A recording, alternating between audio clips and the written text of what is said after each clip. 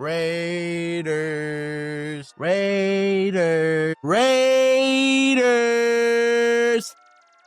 Hey, what's going on, everybody? Welcome back to the Thunderstruck Podcast with Tori. I am your host, Tori Ancona, and this is episode 4 of the Thunderstruck Podcast with Tori, where I cover everything Los Angeles Chargers related. Before I kick this episode off, I would like to ask a little icebreaker question, so drop in the comments your answer if you would like. If you are a diehard football fan, who introduced you to being a football fan? Was it your dad? Was it your mom? Was it your best friend? Was it another family relative? Was it your grandparents? Was it your significant other? Let me know in the comments. For me personally, it was my Uncle Chaz and my Peepaw. Shout out to them. They really ingrained football to me when I was in second grade. The team that they would root for was obviously the Raiders. I'm joking, but yeah, no, it was the San Diego Chargers. You know, Phillip Rivers, Malcolm Floyd, Ryan Matthews. You got King Dunlap, Melvin Ingram, Danny Woodhead, Eddie Royal. I loved Eddie Royal as a kid, and also Eric Weddle, Jason Verrett. You got, it was like Donald Butler, Corey Liuget. There was, Dwight Freeney. Sorry if I butchered that last name, but yeah, there's many players I enjoyed over the years. And yeah, those were the people that introduced football to me. My parents, who never really was into football until I started watching it every single day in the living room. So they didn't really have a choice but to support with me.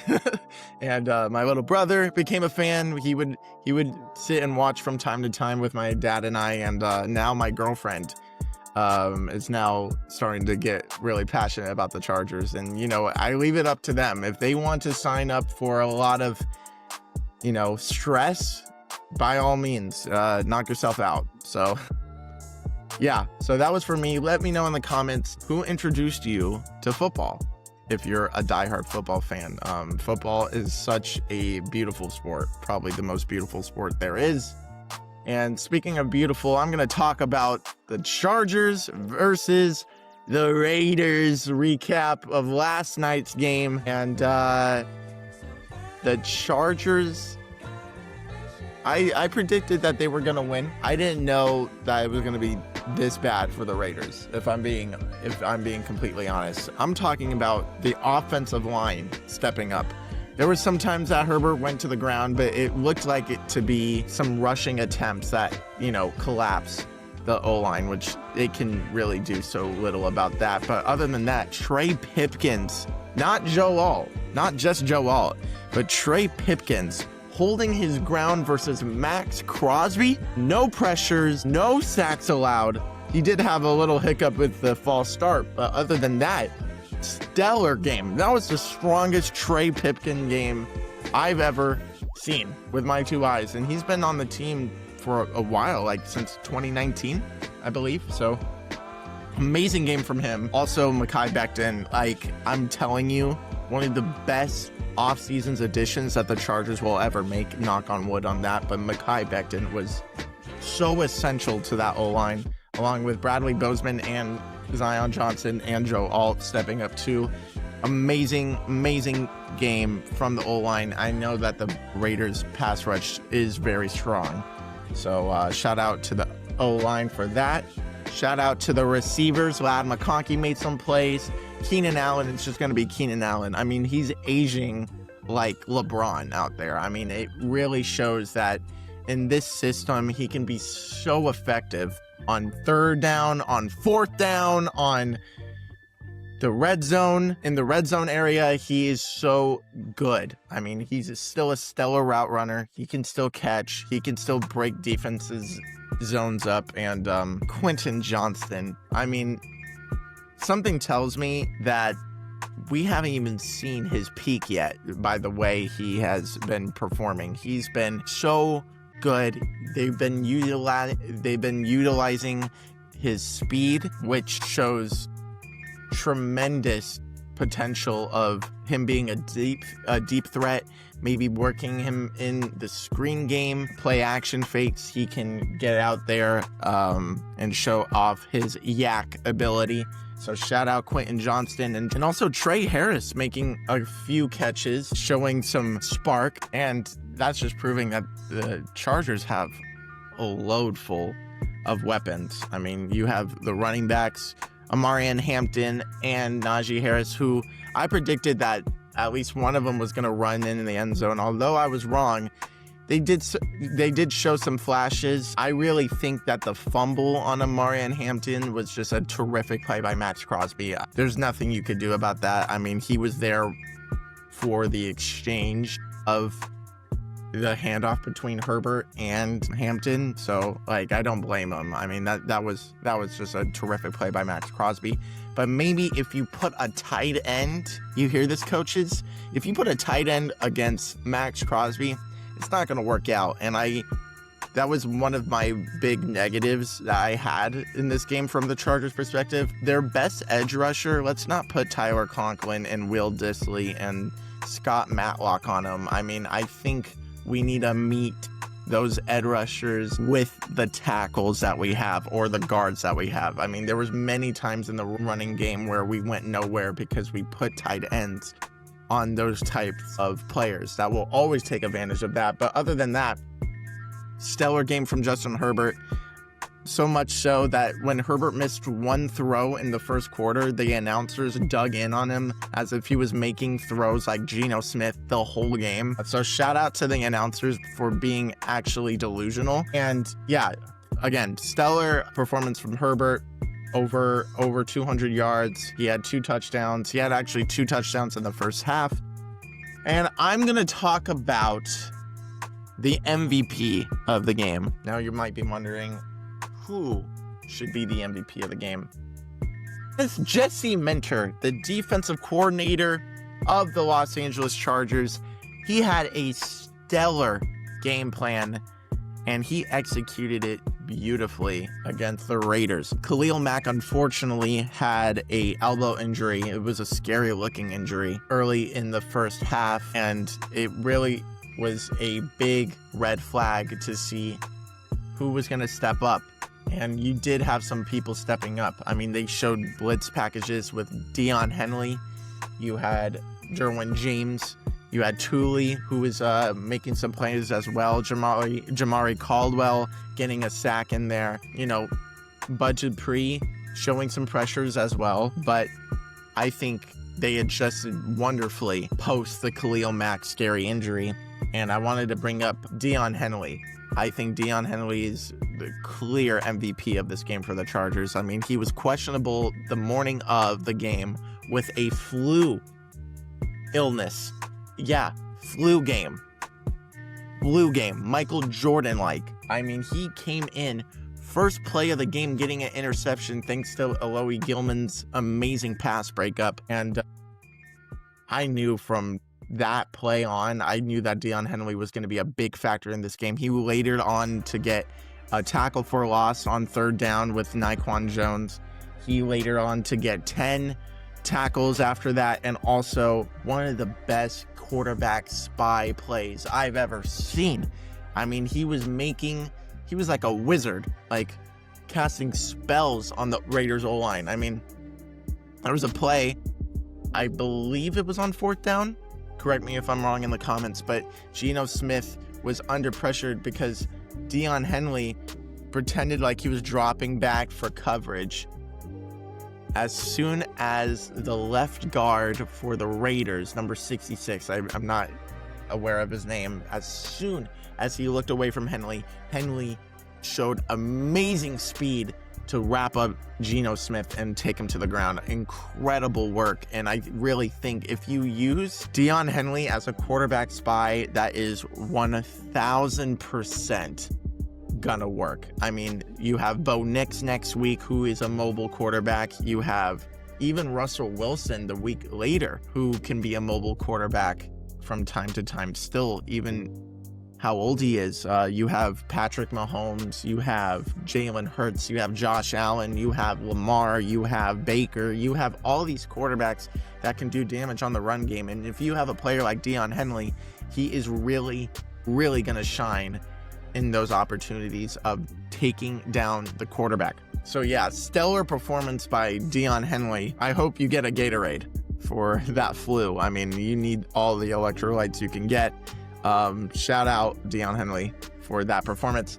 Also, shout out to the rest of the defensive backs. You got Gilman making some pass breakups. You had Dante Jackson getting an interception and a deflection in there. He looks like he is thriving under Jesse Minter. I mean, he's already a veteran, former Panther, former Steeler. He showed some ball hawking traits through his time with those teams, but man, he is a speedy corner that can make plays. So shout out Dante Jackson.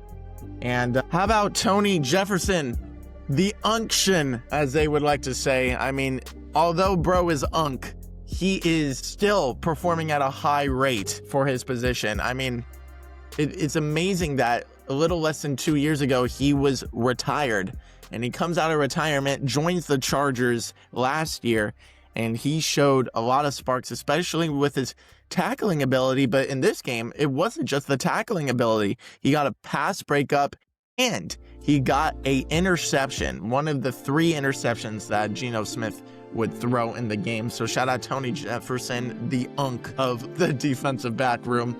And of course, you know, Derwin James, proving that he is the best safety in the NFL. Yes, book it. Derwin James, you can line him up everywhere except for interior defensive line, which you rarely see an athlete like that. I mean, he was getting tackles. He did miss a few tackles, but man, did he make it up with that volleyball assist of a deflection to Dante Jackson in the end zone to secure that turnover for the Chargers. I mean, he is incredible. His blitz packages, he can really get by O-linemen, really shift them out the way just so others can make a play. And before Khalil Mack got hurt with his elbow, Derwin James and Khalil Mack on the same side was just a sight to see on that sack. So yeah, shout out Derwin James. And I want to talk about also a player that should get talked about more in this league, not just with just the Chargers, but in the league. I think he is proving to be one of the best corners in the league, and that is Tarheeb Still. Tarheeb Still, last year, we know that he's a ball hawk with, you know, the pass breakups and the interceptions, but man, it really was so eye-opening.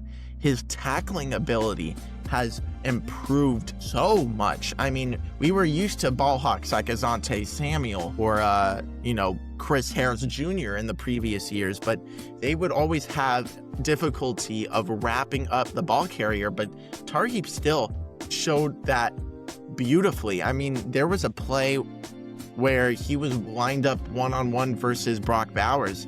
And if Brock Bowers broke that tackle, that was going to be a 20-yard gain. But Tarheeb Still, that is not even the same size at all to Brock Bowers, getting that tackle was a eye-opener to me to realize, man, we have a force, not just with Derwin James and Deion Henley and, Tuli Pelotu or even Tony Jefferson.